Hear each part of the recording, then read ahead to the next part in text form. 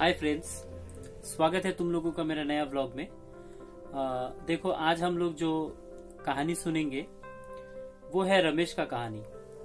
तो जैसे कि मैं अभी शूट जो कर रहा हूँ वो सीरीज है father the greatest support ever. तो आज हम लोग एक छोटा सा कहानी पढ़ेंगे और उस कहानी के माध्यम से मैं तुम लोगों को समझाने का कोशिश करूंगा कि हमारे जिंदगी में पापा का होना कितना जरूरी है और पापा कितना बड़ा सपोर्ट है हमारे जिंदगी में। वो कभी भी अपने चेहरे पे दुखी नहीं आने देते हैं, दुख नहीं आने देंगे। कभी भी अपना दुख का बात किसी को शेयर नहीं करेंगे, कभी भी अपना प्रॉब्लम किसी के साथ डिस्कस करेंगे नहीं। वो इनविजिबल तरीका से, अदृश्य तरीका से हमेशा हम लोगों को एक सपोर्ट बने रहते हैं। तो शायद हम लोगों को हमेशा वो समझ में नहीं आता है, लेकिन कभी ना कभी हम लोगों को जरूर समझ में आ ही जाता है दोस्तों। तो किसी ने बहुत कमाल का एक बात कहा है कि जेब खाली हो फिर भी मना करते नहीं देखा, मैंने मेरे पापा से अमीर इंसान नहीं देखा। तो ये दो लाइन जो है दोस्तों, ये दो लाइन में एक बहुत बड़ा मतलब छुपा हुआ होता है। तो कहानी कुछ ऐसा है कि एक छोटा सा फैमिली है रमेश का। तो रमेश के मम्मी और रमेश के पापा के साथ रमेश रहता है। रमेश बड़ा हो गया है, अपना पढ़ाई लगभग पूरा कर लिया है। तो अभी वो इंजीनियरिंग की तैयारी कर रहा है। तो अब बड़ा हो गया है तो उसका अपना ख्वाहिश होता है, उसका अपना पसंद का चीज होता है, वो हमेशा करना चाहता है। तो और पापा मम्मी जो है हमेशा की तरह ये मत करो, वो मत करो, कौन सा अच्छा है, कौन सा बुरा चीज है, हमेशा जैसे कि पापा मम्मी हमेशा हम लोगों को टोकते हैं। तो रमेश के मम्मी पापा भी वही उसके जैसा ही टोकते रहते हैं। तो ये बात रमेश को उतना पसंद नहीं आता है। तो हमेशा वो उसके पापा बोलते रहते कि बेटा अच्छा से पढ़ो, मन लगा के पढ़ो, कोई चीज का दिक्कत होने से मुझे बताना, जैसे कि हमेशा हम लोगों के पापा बोलते रहते हैं। तो रमेश भी अच्छी तरह से ही ये बात सुनता है और उसका मम्मी एक हाउसवाइफ है। तो क्या होता है कि रमेश बड़ा हो गया है और इंजीनियरिंग का तैयारी जो कर रहा था, तो एक बात 1 से 2 बार, 2 से 4 बार, 4 से 8 बार, ज्यादा बार बार बोलना उसे क्या, रमेश को क्या, किसी को भी पसंद नहीं आएगा। तो हमेशा थोड़ा बहुत वो कभी कभी चिड़चिड़ा हो जाता है उसके पापा से। तो एक दिन क्या हुआ कि रमेश के पापा ने फिर से उसको डांटना शुरू किया कि टाइम चला जा रहा है, तुम्हारा एग्जाम सामने आ रहा है, तो तुम पढ़ाई क्यों नहीं कर रहे हो। तो रमेश भी बोल रहा है पापा मैं तो कर ही रहा हूँ, आपको तो दिख नहीं रहा है कि मैं पढ़ रहा हूँ बोल के। तो रमेश के पापा यूं ही नोक झोंक हमेशा उन लोगों में होते रहता है, वही पापा का प्यार हमेशा होते रहता है। तो उसके बाद क्या हुआ कि इस तरह से समय बीतता जाता है, लेकिन उसका जो चिड़चिड़ापन होता है तो वो और धीरे धीरे बढ़ जाता है। तो बढ़ते एक दिन फिर सुबह क्या हुआ कि रमेश के पापा फिर से उसके डांटना शुरू कर दिया, प्यार से ही, बेटा तुम अच्छा से पढ़ाई करो, अच्छा रिजल्ट लेकर आओ, तुम इंजीनियर बन जाओ, अपने पैरों पे खड़ा हो जाओ। तो एक दिन कुछ ज्यादा ही हो गया। तो उस दिन रमेश को बहुत गुस्सा आ गया। तो रमेश भी अपने पापा को बहुत भला बुरा कह दिया और भला बुरा कहते कहते क्या हुआ कि रमेश को बहुत कुछ ज्यादा ही गुस्सा आ गया। तो रमेश ने सोचा कि आज ज्यादा पापा बोलेंगे तो मैं घर ही छोड़ दूंगा। तो क्या हुआ कि चलता रहा, समय बीतता रहा। तो लेकिन रमेश के पापा के पास एक पुराना स्कूटर था। तो वो उसी तरह से, मतलब उसी पुराना स्कूटर से वो हमेशा अपने काम पे जाते थे। हालांकि वो सरकारी एक नौकर थे तो ज्यादा पैसा उनको मिलता नहीं था। तो किसी तरह से जैसे तैसे करके अपना फैमिली को वो चला लेते थे। तो रमेश के पापा क्या हर सुबह उसी तरह से स्कूटर में निकलेंगे, तैयारी कर रहे थे ऑफिस जाने के लिए। तो रमेश को फिर से उसी तरह हर दिन के जैसा ही रमेश को डांटने लगे। तो आज कुछ ज्यादा ही डांट हो गया। तो रमेश ने डिसाइड कर लिया कि पापा आज जब चले जाएंगे ऑफिस के लिए और मम्मी जब घर पे अकेली रहेगी, या फिर कभी मम्मी भी अगर मार्केट चली जाएगी, तो मैं इसी मौका में क्या होगा कि मैं अपना घर छोड़ के चला जाऊंगा। तो ठीक हुआ वैसा ही। तो रमेश के पापा सुबह उठे, उठने के बाद उसको बहुत डांट लगाए। लगाने के बाद वो अपना दफ्तर चले गए, अपना पुराना स्कूटर लेकर अपना दफ्तर चले गए। चले जाने के बाद रमेश की मम्मी भी उसको बहुत डांट लगाई, और लगाने के बाद मम्मी बोली कि पापा तो ठीक ही बोलते, तुम अपना पढ़ाई क्यों नहीं करते हो, तुमको सही समय पे पढ़ाई करते रहना चाहिए। अगर पढ़ाई नहीं करोगे तो फिर कैसे तुम इंजीनियरिंग पास करोगे, क्योंकि हम दोनों का सपना तुम ही हो। अगर तुम अच्छा से रिजल्ट करोगे तो ही हम लोग आगे बढ़ पाएंगे और तुम भी आगे बढ़ पाओगे। अच्छा, तो उस दिन रमेश को कुछ ज्यादा ही गुस्सा आ गया। गुस्सा आ जाने के बाद क्या हुआ कि रमेश फाइनली वो घर से निकल गया, घर छोड़ दिया उसने। तो रमेश घर छोड़ दिए। छोड़ देने के बाद क्या हुआ कि दिन बीतता गया। तो पहले तो उसका मम्मी पापा को वो समझ में नहीं आया था कि वो सचमुच का घर छोड़ दिया। तो शाम को जब पापा काम से लौटे, और लौटने के बाद उसका मम्मी भी थोड़ा परेशान दिखी, और लौटने के बाद पापा पूछे कि रमेश क्या हुआ। तो पहले तो उनको समझ में नहीं आया ये बात। तो उन लोगों ने सोचा कि शायद एक्स्ट्रा क्लास होगा या एक्स्ट्रा ट्यूशन होगा या फिर एक्स्ट्रा पढ़ाई कर रहा होगा बेटा, तो इसीलिए उसको आने में शायद लेट हो रहा होगा। तो जैसे जैसे समय बीतता गया, रात भी देरी हो गया, और रात को 8 बजे, फिर 10 बजे, फिर 12 बजे, तो तब वो अपना इंतजार करते करते वो थक गए। थक जाने के बाद तो उन लोगों ने कुछ समझा कि जरूर कुछ ना कुछ ऐसा घटा है जो कि नहीं घटना चाहिए था। तो बहुत टेंशन कर रहे थे। तो मन में उन लोगों का ये सुकून भी था कि चलो दुनियादारी कैसा है। फिर मेरा बेटा को सबसे पहली बार ये समझ में आएगा कि वो सबसे पहली बार ऐसा हुआ है कि अपने पैरों पे खड़ा होने के लिए घर से निकल पड़ा है। तो जैसे भी ये थोड़ा सुकून था, तो पापा मम्मी भी रहने लगे, ये सुकून से रहने लगे कि एक दिन अगर अपना बेटा को अपना गलती का एहसास होगा तो जरूर निकलेगा। तो उसके बाद उसका बेटा भी अगला दिन चलते रहा। तो वो सोचा कि अब तो मैं आज़ाद हूँ, और आज़ाद हो जाने के बाद क्या हुआ, फिर अपने दोस्तों से पार्टी करूँगा। और हाँ, जाते जाते उसको अपना घर से कुछ लेके तो जाने का मौका मिला नहीं, लेकिन उसको अपने पापा का पर्स मिला, और पर्स कुछ ज़्यादा ही मोटा दिख रहा था, और बहुत मोटा दिख रहा था पर्स। तो पर्स देखने के बाद क्या हुआ कि उसको लगा कि चलो पापा का पर्स तो मिल गया, इसमें बहुत माल होगा, बहुत पैसा होगा, तो अब मैं बहुत पार्टी करूँगा।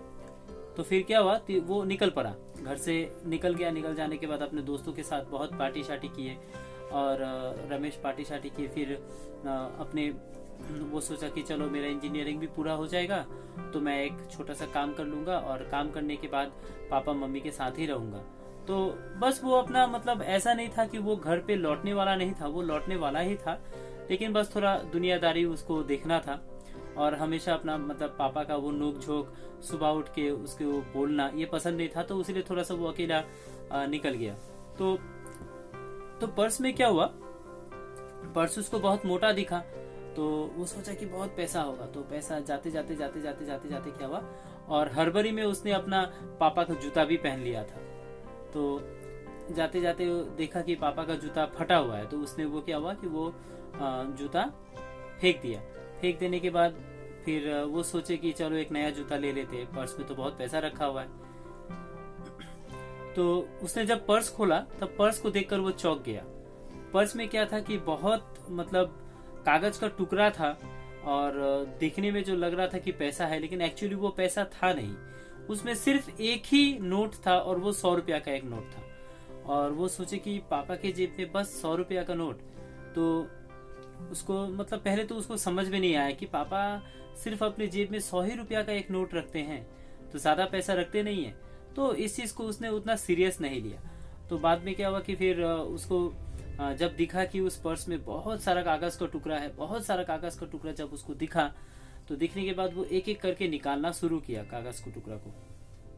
तो क्या हुआ, तो सबसे पहला कागज का टुकड़ा जो था उसमें एक उधारी का एक नोटिस था कि उसके मतलब पापा ने किसी से 40,000 रुपया उधार लिया था, और उसका ही बिल था। तो उधार का बिल था, और 40,000 रुपया क्यों लोन उधार लिया था, क्योंकि वो जब पहली बार जिद कर रहा था लैपटॉप खरीदने के लिए, तो उसको लैपटॉप खरीदने के लिए उसका पापा ने वो लोन लिया, 40,000 रुपया उधार लिया। तो ये देख के थोड़ा सा उसको अफसोस हुआ कि मैंने कितना जिद किया था। तो रमेश को ये समझ में आया कि रमेश ने बहुत जिद किया था जब वो ग्रेजुएशन के फर्स्ट ईयर में थे, तो बहुत जिद किया था।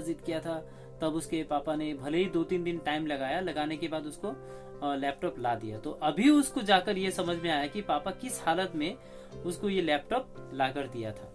तो उसके बाद थोड़ी देर बाद क्या हुआ कि वो नंगे पैर चलने लगा, क्योंकि जूता तो उसके पास था नहीं। पापा का जूता पहन के आया था और वो फट गया था। और उसके बाद एक ही 100 रुपया का नोट था, तो वो धरा का धरा रह गया। उसका जूता खरीदने का जो इच्छा था वो उसको जूता खरीद नहीं पाया, तो वो नंगे पैर ही चलने लगा। कुछ देर जाने के बाद फिर से वो सोचा कि चलो पर्स खोल के देखते हैं कि क्या और क्या मिलता है। उसके बाद पर्स उसने खोलने के बाद देखा कि इलेक्ट्रिक बिल बाकी है। तो फिर उसने देखा कि इलेक्ट्रिक बिल, मतलब जिस दिन कनेक्शन कटने वाला था ठीक उसके पहले दिन जाकर उसने बिल जमा किया। और उस कभी किसी में, मतलब किसी लिस्ट में ऐसा था कि उससे पैसा उसने उधार लिया, फिर सब्जी वाला का उधारी बाकी था, फिर टेलीफोन बिल बाकी था, मतलब हजारों किस्म का उधारी बिल वो बाकी था। लेकिन तब जाकर रमेश को ये एहसास हुआ कि पापा कैसे कैसे मेरा फैमिली को चलाते थे। पापा अपने फैमिली के मतलब चलाने के लिए क्या क्या करते थे, पता नहीं, ना जाने किससे पापा ने पैसा उधार लिया। तो अभी जाकर उसको थोड़ा समझ में आया और उसका जो गुस्सा था, गुस्सा थोड़ा सा ठंडा हुआ। ठंडा होने के बाद क्या हुआ कि फिर वो अकेला बैठ के सोच रहा था। तो आखिरकार वो जब पर्स का हर एक कागज का टुकड़ा उसने जब खोल के देख लिया, देख लेने के बाद आखिरकार उसको एक टुकड़ा मिला। टुकड़ा मिलने के बाद क्या हुआ कि उसको उसमें ये टुकड़ा में ये था कि एक पेपर का एडवर्टाइजमेंट था। तो पेपर का एडवर्टाइजमेंट क्या था कि पुराना अपना जो स्कूटर है उसे बेचकर एक नया बाइक ले जाओ। तो वो पेपर का कटिंग जो था, वो पेपर का कटिंग उसने जब देखने के बाद उसको सारा चीज उसको समझ में आ गया कि मैंने जो सुबह सुबह जिद किया बाइक के लिए, और हमेशा मैं बाइक के लिए मैंने पापा से जिद किया था और पापा ने कभी मना किया नहीं, लेकिन पापा बोले कि बेटा खरीद देंगे। इस तरह से मैंने लैपटॉप के लिए भी जिद किया था। हर एक चीज के लिए मैंने जो जिद किया पापा उसे लाकर दिए तो सही, लेकिन साथ साथ नहीं दिए। तो अभी जाकर उसको ये समझ में आया कि पापा किस हालत में उसको ये सब खरीद के देते थे। तो उसको अपना सारा गलती का एहसास हो गया। लेकिन एक बात यहाँ पे कहना जरूरी है कि रमेश जैसा भी लड़का था, थोड़ा जिद्दी किस्म का था, लेकिन वो लड़के के हिसाब से बहुत अच्छा था। अपने मम्मी पापा का रिस्पेक्ट करता था। कभी कभी नोकझोंक हो जाता था उसके पापा के साथ, ये सही बात है। तो थोड़ा जिद पे अड़ा रहता था हमेशा। तो अभी जाकर उसको सब कुछ समझ में आया कि मैंने जो बाइक के लिए जो जिद किया, तो शायद ये स्कूटर का जो बेचने का जो ये पेपर कटिंग है, तो शायद पापा यही पे जा सकते हैं। तो उसको अच्छी तरह से भली भांति ये अपना गलती का एहसास हो गया। तो भागा दौड़ के बहुत दौड़ते अपने घर आए। घर आने के बाद वही अपनी मम्मी को देखे कि बैठ के रो रही थी। फिर रमेश पूछा कि मम्मी पापा कहाँ हैं आप? फिर उसकी मम्मी ने बोला बेटा पापा कहाँ गए मुझे पता नहीं, तो लेकिन कहीं गए होंगे शायद। तो उसको एक सेकंड भी नहीं लगा समझने में कि उसके पापा कहाँ जा सकते हैं। तो वही पेपर का टुकड़ा में जो एड्रेस लिखा हुआ था, उसी एड्रेस को खोजते वो अपने पापा को आखिरकार जाके पता कर ही लिए पापा कहाँ गए। तो जाके सबसे पहली बार पापा के पैर छू लिए, उससे माफी मांगे और अपने पापा से गला मिलकर बोले पापा मुझे कुछ नहीं चाहिए, पापा प्लीज आप मेरे साथ चलिए, मेरे घर चलिए और घर चलिए पापा, मुझे कुछ नहीं चाहिए। तो पापा बोले नहीं बेटा ये सब तो पुराना स्कूटर, अब तो मैं थोड़ा बस से भी जा सकता हूँ, ऑफिस ही तो जाना होता है, थोड़ा पैसा बच जाएंगे, पेट्रोल डीजल का ज्यादा कीमत है, तो स्कूटर अभी कुछ काम का नहीं है। लेकिन तब बेटा ने उसको समझाया पापा ये स्कूटर मुझे याद है कि आपने कितनी तकलीफ में खरीदा था, फिर भी मेरा किताब आप पहले खरीद लिए थे, उसके बाद कितना तकलीफ में वो किसी से आप पैसा उधार लेकर ये स्कूटर आप खरीदे थे। इसी स्कूटर पे मैं बैठकर अपना पूरा बचपन का स्कूलिंग किया हूँ और इसी स्कूटर में बैठा कर आप मुझे स्कूल लेकर जाते थे, ट्यूशन लेकर जाते थे। तो प्लीज ये जो स्कूटर है, इस स्कूटर के साथ आपका बहुत बहुत बड़ा रिश्ता है, बहुत यादें जुड़े हुए हैं पापा, आप प्लीज इसको मत बेचिए। मैंने अपना पूरा गलती मैंने मान लिया और पूरा हर एक चीज मुझे अभी समझ में आ गया। प्लीज आप मत बेचिए स्कूटर को, प्लीज आप मत बेचिए। तो ये बोलते बोलते बोलते बेटा रो देता है, और रो देने के बाद पापा को जैसे तैसे वो मना ही लेता है। और मना लेने के बाद पापा और बेटे वापस फिर उसी स्कूटर में बैठकर घर पहुंचते हैं। और घर पहुंचने के बाद वो अपनी मम्मी के साथ और पापा के साथ बैठकर वो रमेश बहुत बातचीत करते, और अभी उसको अपना सारा गलती का एहसास हो गया कि अभी वो बोलने लगे थे, मम्मी पापा आप लोग प्लीज मुझे माफ कर दीजिए, मैंने आप लोगों से हमेशा जिद किया, हमेशा आप लोगों ने मेरा जरूरतों को पूरा किया, हमेशा। भले आप लोगों को 1-2 दिन टाइम लगा, लेकिन आप लोगों ने जो मैंने बोला अपने मुंह से, जो मैंने मांगा आपने पूरा किया। तो इस तरह से रमेश को पूरा अपना गलती समझ में आया, और समझ में आने के बाद रमेश ने ऐसा कुछ किया कि फिर वो प्रॉमिस किए कि पापा आज से मैं कभी आपसे जिद करके कुछ मांगूंगा नहीं, और पापा मैं वचन करता हूँ कि इंजीनियरिंग में टॉप करके दिखाऊंगा, और बाइक तो मुझे अभी चाहिए नहीं, आप प्लीज अपना स्कूटर आप मत बेचिएगा। आज तो नहीं बेचने दिया मैं, लेकिन फिर कभी आप मत बेचिएगा। और ये स्कूटर से बहुत यादें जुड़ा हुआ है। तो रमेश को भली भांति ये समझ में आ गया कि उसके पापा ने पूरा जिंदगी में कितना सैक्रिफाइसेस किए हैं उसको पढ़ाने लिखाने के लिए, तो और उसके मम्मी ने कितना सैक्रिफाइस किया घर चलाने के लिए। पापा कैसे जैसे तैसे ही करके घर चलाते थे, लेकिन कभी उसको समझ में नहीं आने दिया। रमेश को ये पूरी तरह से A to Z हर एक चीज अभी समझ में आ गया रमेश को। तो दोस्तों कहानी कुछ ऐसे ही खत्म होता है, और ये कहानी से हम लोगों को ये सीख मिलता है, चाहे हालत कैसा भी हो, हम लोग जब बचपन में बच्चे रहते हैं और कभी भी हम लोगों को पापा ये समझ में नहीं आने देते कि उन्होंने कैसे फैमिली को चलाया है, किस हालत पे फैमिली को चलाया है। दुनिया का हर एक पापा ऐसा ही होता है। आप लोग हमेशा ये चीज को देखेंगे मेरे दोस्तों कि मम्मी के सैक्रिफाइस के लिए, मम्मी एक बच्चा को जन्म देते वक्त कितना सैक्रिफाइस करते हैं, उसको पालने पोसने के लिए कितना तकलीफ उठाते हैं। और इस विषय में बहुत ज्यादा किताबें लिखा गया है, बहुत न जाने अनगिनत कहानी है इस मैटर में, इस टॉपिक में, कि मम्मी का सैक्रिफाइस। लेकिन आप लोगों को बहुत कम ही ऐसा किताब, बहुत कम ही ऐसा लिखा हुआ कहीं मिलेगा जहाँ पे लिखा रहेगा कि पापा हम लोगों के लिए कितना सैक्रिफाइस करते हैं। एक्चुअली शायद ये समाज का नियम है कि पापा का सैक्रिफाइस को नजरअंदाज कर दिया जाता है, या फिर वो कभी प्रकाश में लाया ही नहीं जाता है, और लेकिन हमेशा मम्मी को ही ऊपर रखा जाता है। मैं ये नहीं बोल रहा हूँ कि मम्मी को ऊपर रखना नहीं चाहिए, मम्मी को ऊपर रखना चाहिए, लेकिन और मम्मी ऊपर ही होता ही है, क्योंकि हर बच्चे के लिए माँ जो होते हैं उसके कंपैरिजन में, उसके तुलना किसी के साथ नहीं किया जा सकता है। लेकिन दोस्तों एक बात भी मानना होगा, पापा का भी जिम्मेदारी कुछ कम नहीं होता है, और पापा का भी जो काम होता है, पापा का भी जो जिंदगी में रोल होता है एक बच्चे के लिए, वो भी नजरअंदाज नहीं करना चाहिए, वो भी नजरअंदाज नहीं किया जा सकता है। लेकिन ये समाज का नियम है। आप हमेशा देखेंगे कि मम्मी लोग हमेशा बोलते रहे कि मैंने तुम्हारे लिए ये किया, वो किया, मैंने तुमको बड़ा करने के लिए इतना सैक्रिफाइसेस किए। बहुत ही कम पापा ऐसे होंगे, उनको आप देखिएगा कि पापा लोग बोलेंगे कि मैंने कितना तकलीफ में तुमको पाला है, कितना तकलीफ से मतलब मैंने लाइफ को बिताया है।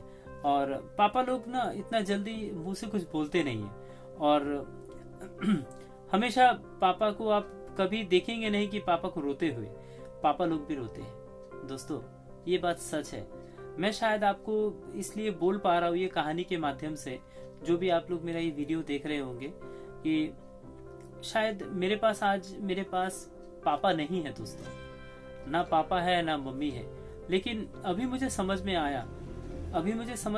रहा है एक्चुअली मैं भी बचपन में कुछ वैसा ही था, पापा से जिद किया करता था कि पापा मुझे ये लाके दो, वो लाके दो। तो पापा हमेशा कोशिश करते थे।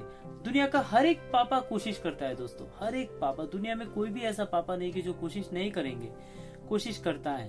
लेकिन हम लोग जब बचपन में रहते हैं ना, जब हम लोगों को उम्र कम होता है दोस्तों, तब हम लोगों को ये बात समझ में नहीं आता है। लेकिन जैसे जैसे जैसे जैसे हम लोग भी पापा बनते हैं, तभी हम लोगों को समझ में आता है। एक पापा का, एक बच्चे के लिए एक पापा उसके सर पे अगर है, तो हमेशा याद रखिएगा कि वो सबसे ताकतवर इंसान है। मम्मी पापा दोनों का साया बहुत जरूरी है। और हमेशा एक, जैसे कि बारिश में हम लोग निकलने के लिए एक छतरी का यूज करते हैं, हमेशा उस छतरी के जैसा हम लोगों के पापा हम लोगों के कंधे पर हमेशा रहते हैं, और उनका हाथ हमेशा हम लोगों के सर पर और कंधे पर रहता है। तो ये कहानी से मैंने आप लोगों को यही समझाने का कोशिश किया कि बहुत छोटा सा कहानी था। मैंने इस कहानी को बहुत सोच समझ कर आप लोगों के लिए लिखा, और लिखने के बाद आप लोगों के साथ शेयर कर रहा हूँ। तो अगर कहानी अच्छा लगा तो दोस्तों एक लाइक ज़रूर दीजिएगा। चैनल पे नया है तो चैनल ज़रूर सब्सक्राइब कीजिएगा। और मैं हमेशा ऐसा कहानी लाता रहता हूँ। और प्लीज़ आप लोग मुझे कमेंट करके बताइएगा कि आप लोगों को क्या अच्छा लगा। और भी किसी विषय पर अगर आप लोगों को कहानी सुनना है तो प्लीज़ कमेंट करके बताइएगा। और ऐसा ही पापा से रिलेटेड कहानी, जिंदगी की हकीकत का कहानी मैं हमेशा लाते रहता हूँ। थोड़ा बहुत मोटिवेट मैं खुद भी होता हूँ और अपना एक्सपीरियंस आप लोगों के साथ शेयर करता हूँ। मैं कोई मोटिवेशनल स्पीकर नहीं हूँ और ना ही मुझे किसी को मोटिवेट करना आता है, लेकिन मैं ये समझता हूँ कि हमेशा अपनी मम्मी पापा का रिस्पेक्ट करना चाहिए। और जब तक है ना दोस्तों, तब तक हमेशा उनका आदर कीजिए, क्योंकि एक दिन जब वो चले जाएंगे ना, मतलब तब बहुत अब दुखी होंगे, तो और वो दुख का भरपाई नहीं होगा। देखिए, पापा का अगर फोन होगा, अगर पर्सनल उनका फोन होगा, तो जरूर हर एक बेटे के मोबाइल में वो नंबर सेव होता है। तो जरा सोचिए, तो आप लोग ये सोचिए कि एक दिन ऐसा होगा कि उस नंबर से आपके पास फोन आना बंद हो जाएगा। तो सोचकर ही रोंगटे खड़े हो जाते सोचकर ही रोंगटे खड़े हो जाएंगे दोस्तों कि एक दिन, अभी पापा है मेरे साथ, हम लोगों के साथ पापा है, एक दिन वो रहेंगे नहीं, क्योंकि ये दुनिया का नियम है। तो ऐसे ही बहुत सारा कहानी, अनगिनत कहानी है पापा से रिलेटेड, मैं धीरे धीरे आप लोगों के सामने लाऊंगा। अगर आप लोगों को अच्छा लगे मेरा वीडियो तो प्लीज एक लाइक जरूर कीजिएगा, कमेंट कीजिएगा, अपने दोस्तों में शेयर कीजिएगा। और चैनल पे अगर नए हैं तो सब्सक्राइब जरूर कर लीजिएगा, क्योंकि हमेशा ऐसा वीडियो मैं लाता रहूंगा। मिलते हैं दोस्तों अगले व्लॉग में। तब तक आप लोग भी खुश रहिए और शुभ रात्रि, टाटा।